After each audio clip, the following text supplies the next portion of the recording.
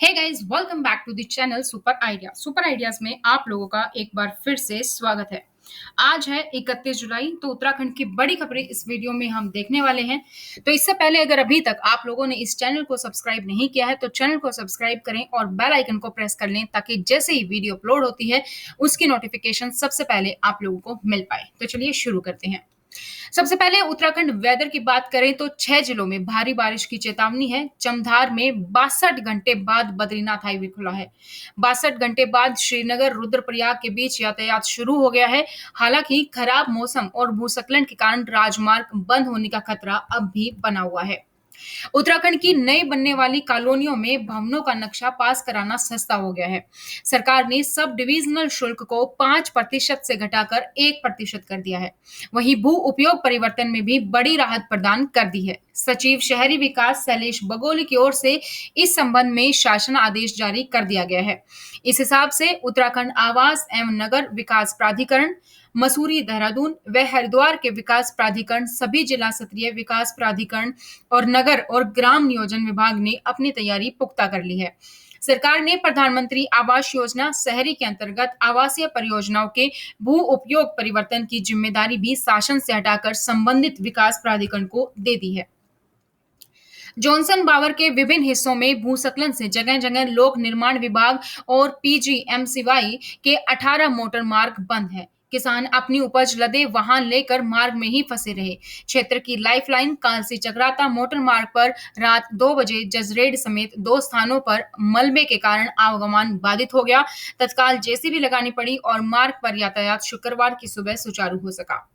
Badrinath highway में लामबगड़ में 3 घंटे फंसे रहे सेना के वाहन, जवानों ने खुद हटाया मलबा। तो शुक्रवार को चीन सीमा क्षेत्र से सेना के जवान सेना के वाहनों से जोशीमठ की ओर आ रहे थे, लेकिन लामबगड़ में हाईवे बंद होने से वाहनों के पहिए थम गए। कोरोना संक्रमण की संभावित तीसरी लहर से बच्चों को संक्रमण से बचाने और रोकथाम के लिए तैयारी में जुटी है सरकार। वहीं बच्चों के लिए स्कूलों के द्वार भी खोल दिए गए हैं। कोरोना खतरा टला नहीं है। ऐसे में स्कूलों में बच्चे संक्रमण से बचाव के लिए कोविड के अनुरूप व्यवहार को अपना पाएंगे। विशेषज्ञों की माने तो स्कूल खोलने का फैसला गलत नहीं है, क्योंकि बच्चों को संक्रमण से बचाव के लिए स्कूलों में किस तरीके के इंतजाम किए गए हैं, इसे लेकर सतर्क और निरंतर निगरानी होनी चाहिए। प्रदेश में कोरोना का पहला संक्रमित मामला 15 मार्च को मिला था, जिसके बाद से संक्रमितों का ग्राफ बढ़ता ही गया। उत्तराखंड में बीते 24 घंटों में 41 नए कोरोना संक्रमित केस मिले हैं। एक भी मरीज की मौत नहीं हुई है। 64 मरीजों को ठीक होने के बाद घर भेजा गया। एक्टिव मामले की संख्या 645 है। कोरोना संक्रमण की नेपाल की कोरोना रिपोर्ट पर भारत में अब प्रवेश नहीं मिलेगा, सीमा पर ही जांच होगी। तो बृहस्पतिवार से भारत नेपाल सीमा पर झूलाघाट, धारचूला और जोलजीबी में स्वास्थ्य विभाग ने टीमें तैनात कर दी हैं, जिससे कि अब अगर कोई नेपाल से आ रहा है नेपाल में कोरोना रिपोर्ट करवा के, तो वो मान्य नहीं होंगी। भारत में आकर उनको आरटीपीसीआर करवाना होगा। उत्तराखंड बोर्ड रिजल्ट आज जारी होगा। 10वीं और 12वीं कक्षा के परीक्षे आज सुबह 11 बजे तक घोषित किए जाएंगे। शिक्षा मंत्री अरविंद पांडे उत्तराखंड बोर्ड के कार्यालय में नतीजे घोषित करेंगे। तो आप कैसे चेक कर सकते हैं, इसके लिए एक अलग से वीडियो भी मैंने अपलोड कर दी है, जहां पर आप देख सकते हैं कि आप कैसे अपना रिजल्ट चेक कर सकते हैं। तो जो साइट है वो है uaresults.nic.in या फिर आप ऑफिशियल वेबसाइट www.upsc.uk.gov.in पर भी जाकर अपना रिजल्ट चेक कर सकते हैं। यहाँ पर आपको क्लिक करना होगा। रिजल्ट के सेक्शन में आपको 10th और 12th जो भी कक्षा का आप रिजल्ट चेक करना चाहते हैं, वहां पे आपको क्लिक करना होगा। क्लिक करने के बाद आपका रोल नंबर और बाकी डिटेल्स आपको फीड करनी होगी और डिटेल्स सबमिट कर देनी होगी। उसके बाद आपके सामने आपका रिजल्ट शो हो जाएगा। तो आप उस रिजल्ट की सॉफ्ट कॉपी अपने पास सेव करके रख सकते हैं। कोविड काल में अनाथ हुए बच्चों के लिए देहरादून के दून विश्वविद्यालय में समस्त पाठ्यक्रमों में सीट आरक्षित होगी। यह घोषणा राज्यपाल बेबी रानी मौर्य ने शुक्रवार को एक कार्यक्रम के दौरान कही। राज्यपाल बेबी रानी मौर्य शुक्रवार को दून विश्वविद्यालय में डॉक्टर अंबेडकर चेयर की स्थापना के शुभारंभ के लिए पहुंची थी। इस दौरान उन्होंने कहा कि दून विश्वविद्यालय में समस्त पाठ्यक्रमों में एक सीट कोविड-19 में अनाथ हुए बच्चों के लिए आरक्षित होगी। ऐसे छात्र छात्राओं को सरकार की ओर से निःशुल्क शिक्षा दी जाएगी। हरिद्वार से 3,000 से ज्यादा कांवड़िए लौटाए गए हैं। उत्तराखंड आ रहे पर्यटकों को भी चेतावनी दी गई है। तो कांवड़ यात्रा को रद्द किए जाने के बावजूद खासकर उत्तर प्रदेश से कांवड़ यात्री हरिद्वार में घुसने की कोशिश कर रहे हैं, जिन्हें रोकना चुनौती बना हुआ है। वहीं भारी बारिश के चलते निर्देश हैं कि पर्यटकों की सुरक्षा सुनिश्चित की जाए।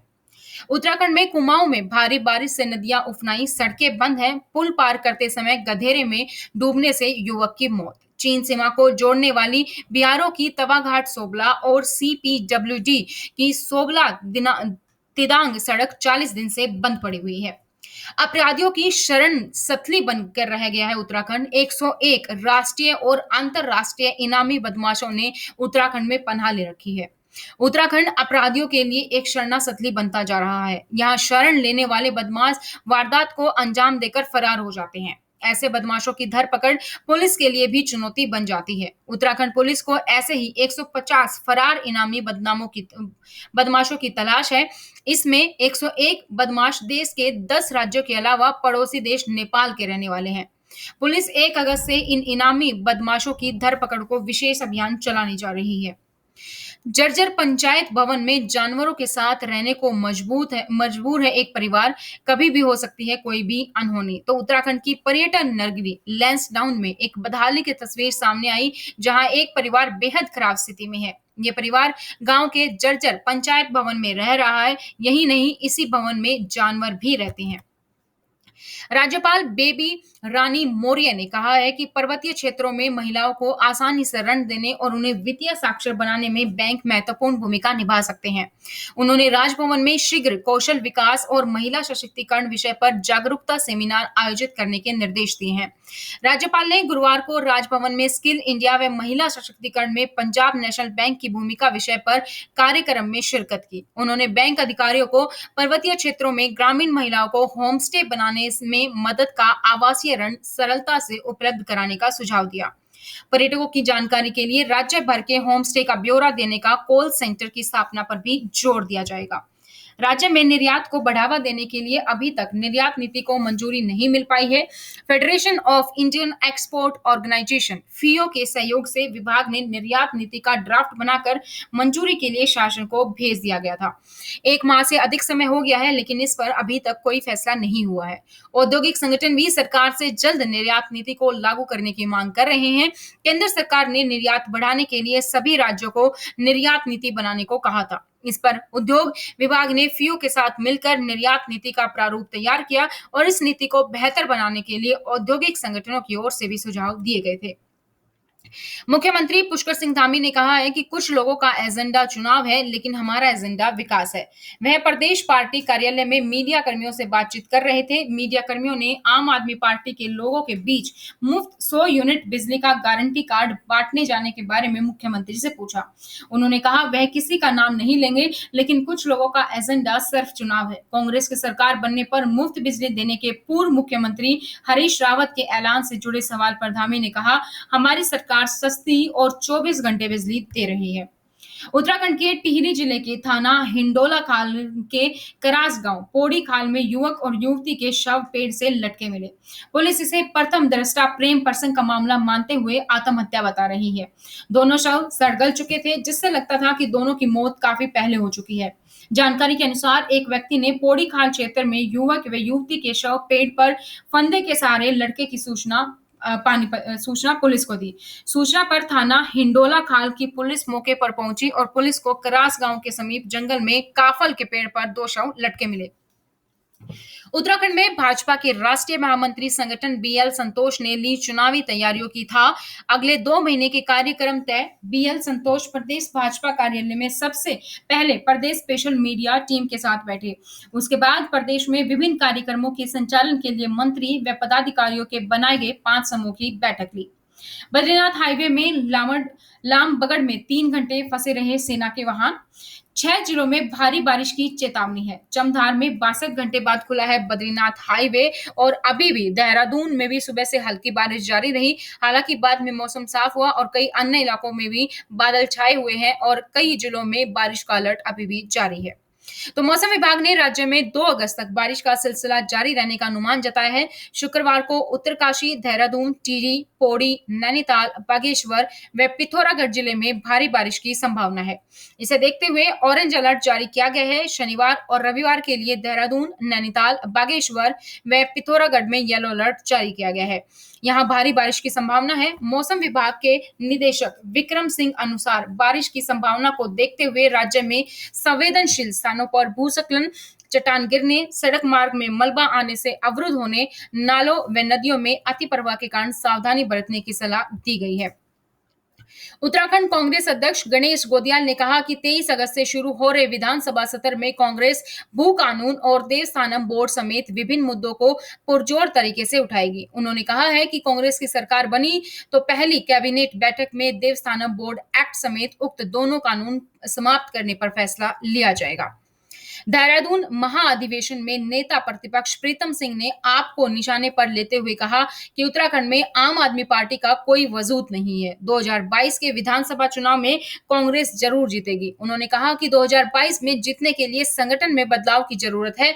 वहीं बीजेपी सरकार का घेराव करते हुए कहा कि सरकार ने जनता से किया एक भी वायदा पूरा नहीं किया है। सरोवर होटल्स एंड रिजॉर्ट ने मसूरी उत्तराखंड में एक नए होटल के उद्घाटन के साथ अपने अवकाश पोर्टफोलियो का विस्तार जारी रखा है। उत्तराखंड में यह सरोवर का 5वां होटल है। पहाड़ियों की रानी मसूरी एक प्रकृति प्रेमी का स्वर्ग है और हिमालय की बर्फ श्रृंखलाओं के शानदार दृश्य, दून घाटी के शानदार दृश्य, शिवालिक पर्वत के राजसी दृश्य प्रस्तुत करता है। मधुबन सरोवर पोर्टिको मसूरी के केंद्र से सिर्फ 500 मीटर की दूरी पर स्थित है और ये होटल्स आप सभी पर्यटकों के लिए खुल चुके हैं। तो ये थे दोस्तों उत्तराखंड से जुड़ी कुछ अपडेट। इसी तरीके से हर अपडेट से, हर न्यूज से सबसे पहले अपडेटेड रहने के लिए चैनल को सब्सक्राइब करें और बेल आइकन को प्रेस कर लें। साथ ही वीडियो को लाइक और शेयर करना ना भूलें। तो आज की इस वीडियो में इतना ही, फिर मिलेंगे नई जानकारी के साथ। तब तक बने रहिए सुपर आइडियाज पर।